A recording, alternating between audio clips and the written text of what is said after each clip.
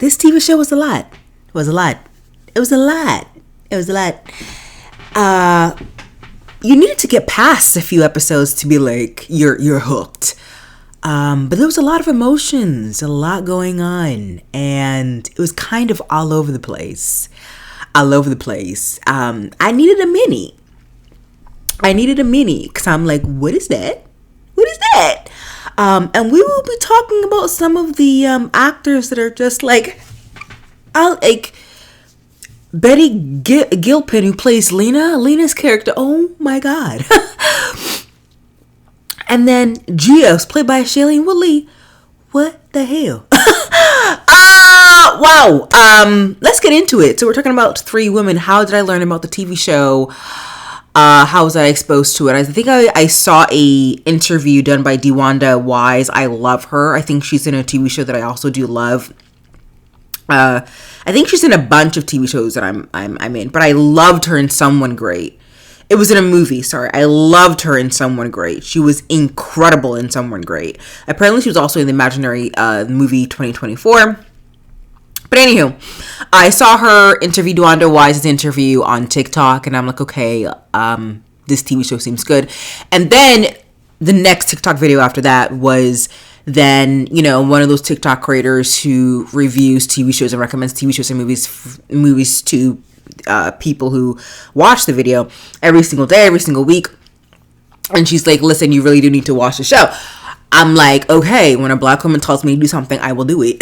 And it was one of those Black content creators. If I remember the name, I would have said it here. But okay, so she said we should watch the show, and I'm like, okay, let's watch it. So it's on Amazon. I turned it on. I forgot what was the first episode that I was like, what the hell was this? I think, episode, and there were 11 episodes, and I did this on a Sunday or a Saturday where I felt like I just needed something to like bury myself in. Grieving writer Gia decides to write a book about women. Yeah, but they did a point of view. Right, she interviews entrepreneur Sloan, homemaker Lena, and student Maggie as their return. They introduced these three women, and the reason why I continue to watch it, even though it was a lot. I think it's because you really want to know what happens to these three women. You really want to know what is their ending going to be like. And what are the consequences? What are the end results of the choices that they're choosing or the circumstances of their life? So in, most of the cast, most of the characters, most of the women are making choices that affect them, but we're also being involved in their world, and we seeing the choices that other people make about them, on them, and they have to just kind of deal with it. A couple of the women are kind of not okay. I'm going to go through each and every character like I usually do. I go through each and every character and give my take on each of them. Let's start with Blair Underwood, who plays Sloane's husband, Richard. I love him, but he's insane. To me, it's quite clear he's a monogamy type of guy, but he turned out to be a guy who's kind of like this polygamy-ish swinger husband, small town guy who just happens to have millions of dollars just for Sloane. And it's quite clear not only is Richard in love with Sloane, Richard is infatuated with Sloane. Like, he is obsessed, which I think is the most unhealthy thing you can ever be in a relationship. You should love somebody, but you shouldn't be obsessed with them. And that's what I feel like Richard was with Sloane, like a bit too clingy, and it was a bit too weird. And even the swinger activities where Sloane would pick the guy and they would do their thing, romantic relation, bow chicka wow wow. Richard would come out of the corner and then hold Sloane. I think it's creepy. Like, I think it's so disgusting. And the fact that the guy who's kissing Sloane and doing all of this is able to do this without no issues and without being creeped out is also really weird. But we're watching it from the outside looking in, and I am just like physically disgusted. So, but they're both consenting adults, and it does seem like Richard is not willing to really deal with his own feelings. And Sloane recognizes who Richard is, but allows him to ride her, not the other way around. But she does take advantage of him and his generosity. And I do think Richard is quite generous. But like Richard said, he would do whatever Sloane wanted him to do just to keep the marriage. I don't think they're in love. I think they live in the glory old days, and they're trying to live that out currently. So Sloane...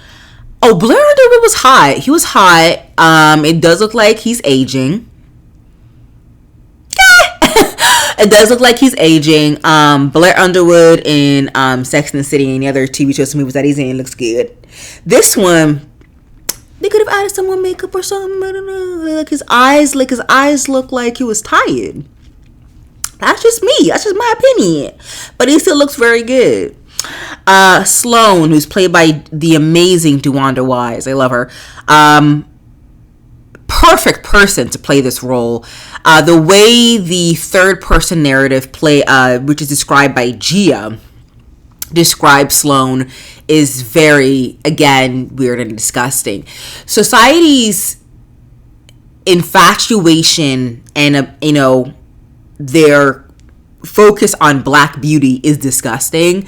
The fact that they say that, Sloane is the most beautiful woman they've ever met. Like, Sloane just looks like a normal girl, a normal woman. That's what Sloane looks like to me. Like, she looks normal. Like, but they put so much emphasis on her beauty, and I think Sloane has had to deal with that, right? That is the consequence of her having a binge eating disorder that she's still recovering, and that she lapsed.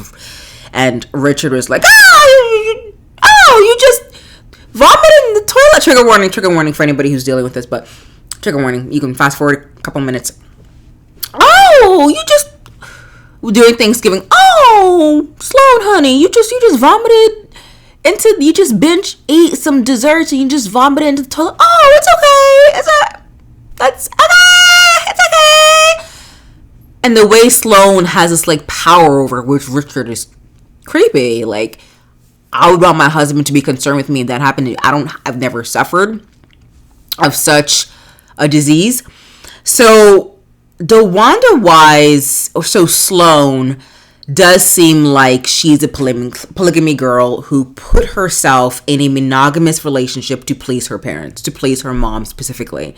It looks like she's trying to reach a standard that was set from her mom at an earlier age. That's also the reason why she got that eating disorder, because she's trying to conform. She's forcing herself to fit into this box when she's really a circle. She's really a star shaped, even octagon shaped. You can't really force yourself to fit into this box. She did try to carve her way out of this by being herself and moving away and marrying somebody, but it's quite clear that her mom's feelings really do matter. And it's really weird also watching Sloane try to not convince herself that she's not a polygamy person. I thought she was in love with the boat guy, but it seems like she's just using him. I think she really needs to divorce Richard and figure out, like, what do you want in life? Like, what do you want in your relationship? Because Richard is so Richard is right. Richard is so generous enough in this relationship to allow you to go and find any guy to go do all these romantic relations with. That is rare. Not guys would be secure enough in doing that. And all you had to do was really just tell Richard, hey, this is the guy I want. This is what I'm doing. And you didn't do that. What's going on? Because you can't just move freely. If you want to move freely, then you should be single. Like, I don't understand. God. Maggie. I really do love Maggie. Maggie is the type of woman we see that are represented all over the world. They are the product of their circumstances, and they try to live a life that is fulfilling to them, even though they just was given a crappy hand. So Maggie was groomed by her teacher, and like her friend who's playing her friend was like, oh, you know, it was consensual. It doesn't matter if it was consensual. No 16-year-old, 17-year-old kid knows the difference between right and wrong, especially if those decisions are led by a man, a person who's 2-3 times their age. It does go against a lot of laws. It's wrong. And it's kind of disgusting how Maggie's best friend in high school knew about it and did nothing about it. Like, if I knew, I would follow my friend around, get some evidence, and then turn them into the authorities. But it seems like the best friend just knew about it and just trusted Maggie that she would be fine, and just trusted herself that Maggie would be fine. I don't really understand that as well. And Maggie is a survivor. And she's an incredible woman. And, you know, her father ended up unaliving himself, which is actually so devastating. The acting from a lot of these people is actually really, really well done. But because the story is told so messy, I guess it's emblematic of life. Like, life is very messy. You know, the first episode is a point of view of Sloan. The second episode is Maggie. The third episode is Lena. So, and we don't really see the complete ending, because the TV show doesn't really end in a bow, or even not even close to a bow. We don't know the endings of Lena. We don't even know the endings of Maggie. We don't know what happens to Sloan. We don't know what happens to Richard. We don't know what happens to Will. We don't know what happens to these people, even to Gia. I mean, we know that happens to Gia because Gia ends up writing the book, and that's how we got the TV show. It's a TV adaptation of the actual book. So I just feel bad for Maggie. I really hope she does get her social work degree. I really hope she moves out of the city, like, go explore the world, go do you, girl, and explodes and develops her identity. Her identity was tied to the teacher, and it's just so devastating. Her parents are alcoholics, and again, I really do also blame the parents. I blame the parents for not knowing where she was after dark, where she was after curfew, where she was. I wish they don't check up on her. I also blame her sisters and brothers. I don't care what type of argument I'm in with my sister or brothers. I will never abandon them like that. Like, the fact that her sisters and brothers never came for the trial, never came for the father's funeral, that's, to me, what my mom would say all the time, that's wicked. That is wicked, and that is truly disgusting. I'm something in my mouth. Sorry, you know that like weird film where it feels like you put too much lip gloss on, and it's kind of like kind of sticking together and creating like a weird film. I don't know if that's actually happening. Sorry, y'all. We will continue on. I digress. So, yeah, I mean, not much to say about Maggie other than to say Gabrielle Creevy, who plays Maggie, looks 15 throughout all the episodes. Even though we fast forward to 2015 or whatever the trial was, she looks 15 still. So they could have done something there where she looked more like an adult, but she does still look like a child. And maybe that still goes to the trauma that she's experiencing, that she really never grew up. So that's interesting. God, Lena. I think they picked the right actor, Betty Gilpin, for this role. But she was like too like watching her made my heart palpitate. Like she was too anxiety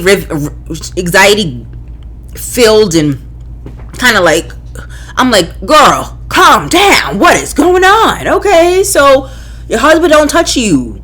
move out, girl. Like, move out. You don't have to tell your family all of what's going on in your house. Like, move out, girl. That's fine. Move out. If you need the validation of your doctor for that to happen, girl, go do it. I don't understand how, like, it's such a big deal. But again, she grew up in a very, very specific world where God was everything. The morals and your characters based on the scriptures in the Bible, and that what you do is grow up and be a housewife and marry a man. That's what you do. And for me, it's like she made it too much of a big deal. Like, there are a lot of, and then again, maybe to her it felt like that, but it's just, it was like too, like, I needed the director to go in these scenes to be like, Betty girl, calm down, take a deep breath,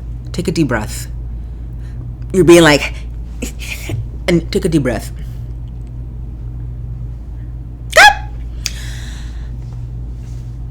Lena is such a character where you just really feel bad for her. Like, it's so depressing. That's another thing too. It's really hard getting through this show because it's so depressing. I feel like the writer, the editor, or the agent of Sloane, the agent was right. The agent was played by, oh God, I forgot his name. But the agent who was Gia's agent, book agent or something like that, I don't know. He was right. Like, without Sloane, this entire show would be incredibly depressing. So depressing. It would be really hard to go through it. But with Sloane and a lot of like comedic portions of it, comedic lines, it was easier to get through.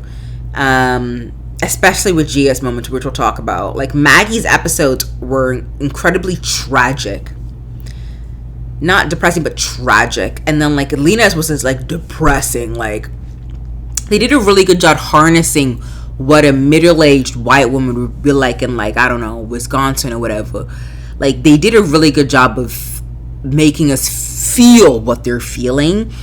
But it's just, like, Betty's adaptation of those feelings that we're seeing on screen was a bit too much. I needed her to calm down.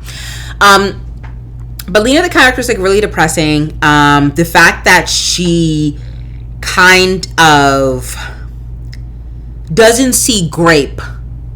Y'all know what I'm talking about. You don't see Grape as a traumatic part of her life. Doesn't see Grape as a traumatic part of her life. What was traumatic was the fact that the guy that she was with, Austin Stowell, played by Aiden, left her after he found her the rumors of her in high school.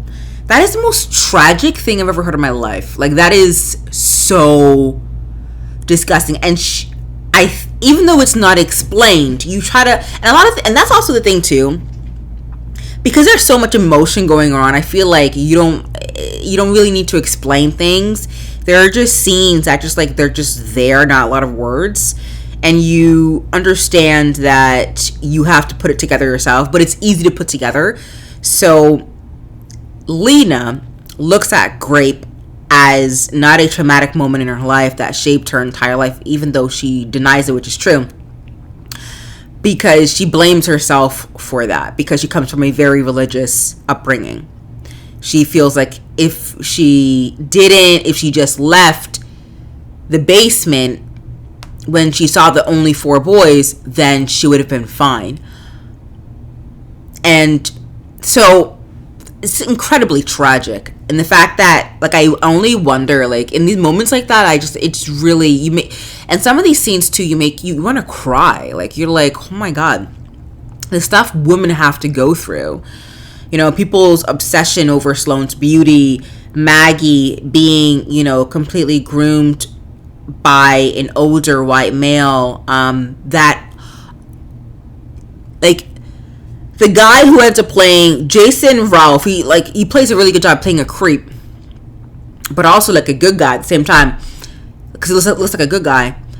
The teacher in real life, like, apparently goes back to high school, which is the most disgusting. You would think the teacher the person who groomed Maggie would have lost his job at least.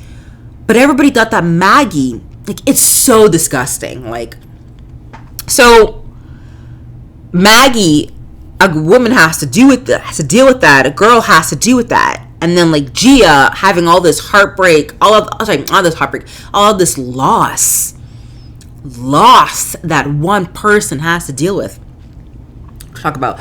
So Lena is just like it's a lot. Like, I had to fast forward a lot of Lena's episodes because, like, she experienced things that we understand. Like, you don't have to really explain it, but they explain it in, like, heightened, I don't know. And it was, like, really, again, depressing. So we're going to Gia.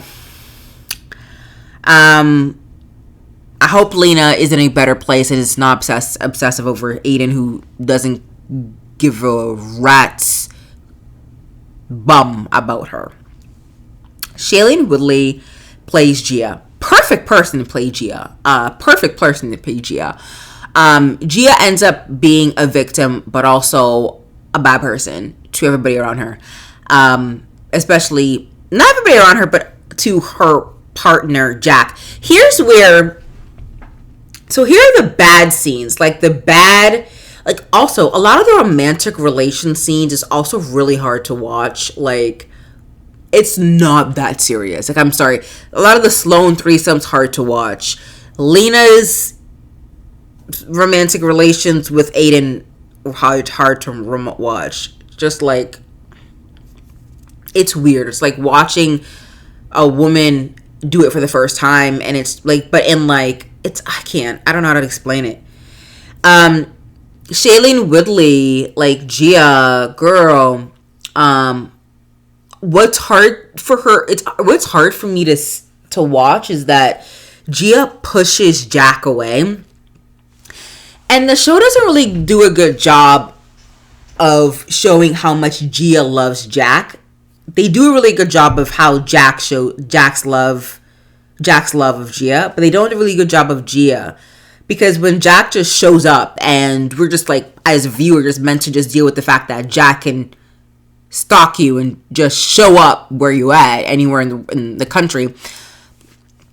It's quite clear that Gia doesn't like this guy. But once he shows up, he goes, "Oh my God, I love you." I don't understand that. I think Gia is infatuated with the amount of sacrifice and the work that Jack puts into shows her how much he loves her. But at the same time, it's like, bro, Gia, girl, and she keeps leaving him. And Lena is right. First of all of these women need help, right? But Lena is right. One thing I agree. Well, I do agree that she left her husband, but I do agree that Jack is rare. What Jack does, the fact that he drops everything to go and find you, to be with you, to show you that he loves you, is so rare you can't even believe. But it's quite clear Jack is truly in love with this Gia. And not only is Jack love Gia, but Jack is curious about Gia, challenges Jack, and makes Jack a better person. But Gia doesn't trust the love, and she feels like she needs to abandon the love before the love abandons her. So she ends up running away, and she keeps running away. But Jack is like, you can run away as long as you want, but I will come still and find you. And so I do think they're going to make a season 2, and Jack is going to find Gia wherever they're at in this home, and they're going to live happily ever after, and it'll be one of the stories that they tell. But it's really hard to watch Gia just, like, run away, like, especially, like, the scene of her having that miscarriage. Oh my God. I don't know how these actors are able to go through these scenes. It couldn't be me. Like, I'm gonna be honest. Like, couldn't be me to go through these scenes. And Gia is, like, in agonizing pain, and I don't really understand as to why she wants to go through this pain alone. Like, and I don't understand why she doesn't want to seek help for the pain. So she experiences it and then allows it to pass, and she's like, oh, okay, that's life. Let me move on. Like, that's so concerning, and it's really hard to watch. And she feels like she deserves this heartache and this loss. Like, she deserves it because this is just what happens, but she doesn't understand that it doesn't have to happen. It doesn't have to happen to anyone. It doesn't have to happen to you.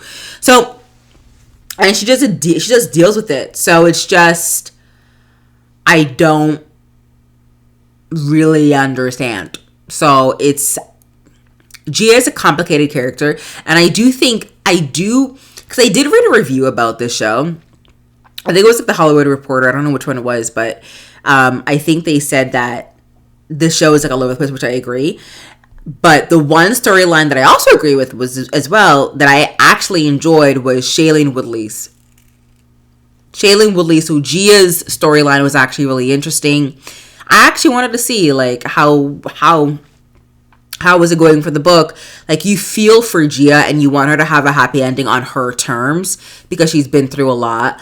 But at the same time, you also want to shake her and be like, you need help. You need to sit down for a second and realize all of these wrongs that are happening, all of these falsehoods and all of these things that you believe is not okay. And I really do want her to go see a therapist, but she doesn't have any money because she's trying to write the book. And like, it's also not really explained as to how she's getting the money. Like, how, like, so she's not working, so how does she have money to live and survive and take a plane and go all these places? It doesn't make any sense to me. And so she talks about how she used up all of her advance, but I'm like, so how are you getting more money? That's not really explained.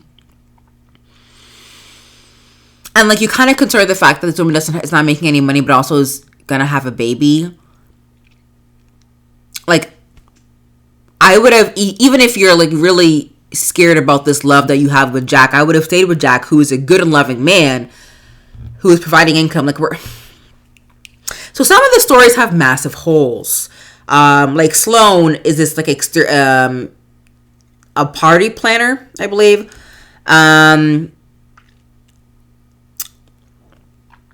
Maggie has just been working for like 5 or 6 years after high school. Is that what's going on?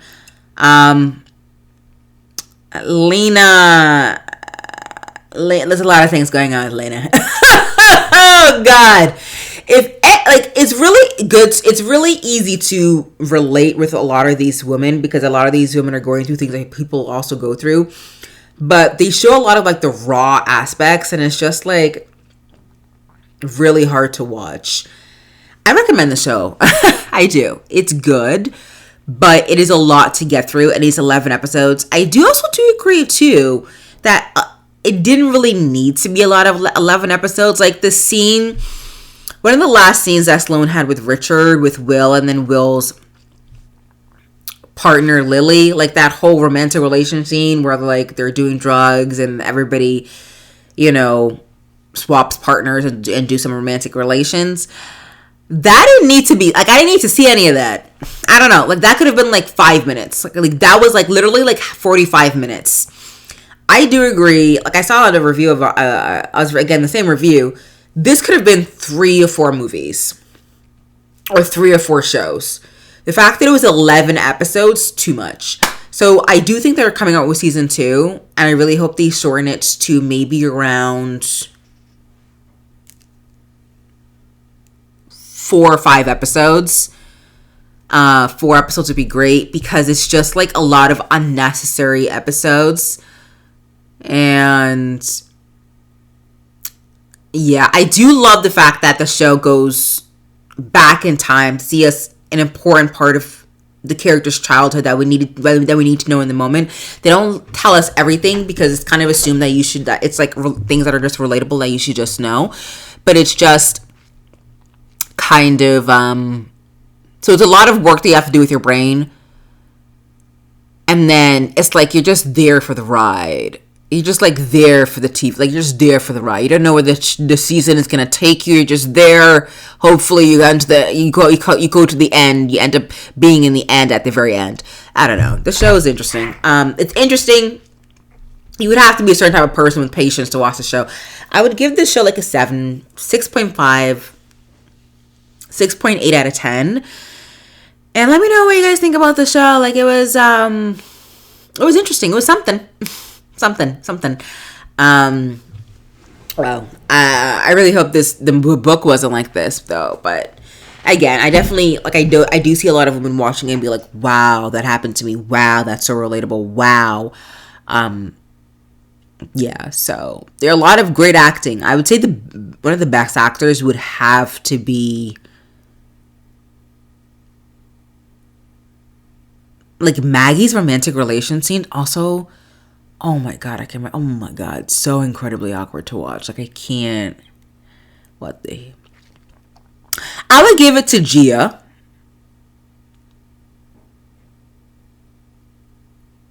And Maggie, the person who plays Maggie. And that's it. Those are my thoughts. Let me know if you guys watch the show or are interested in watch the show. It's on Amazon Prime here in Canada anyway. Thank you so much for tuning in to watch this and listen to this review. Don't forget to like, comment, and subscribe. I always forget to do that. As a small content creator, I need to start doing that. Like, comment, subscribe, and hype and share. Oh, share. And I'll see you guys in the next video. Stay woke, stay healthy, stay safe. Bye now.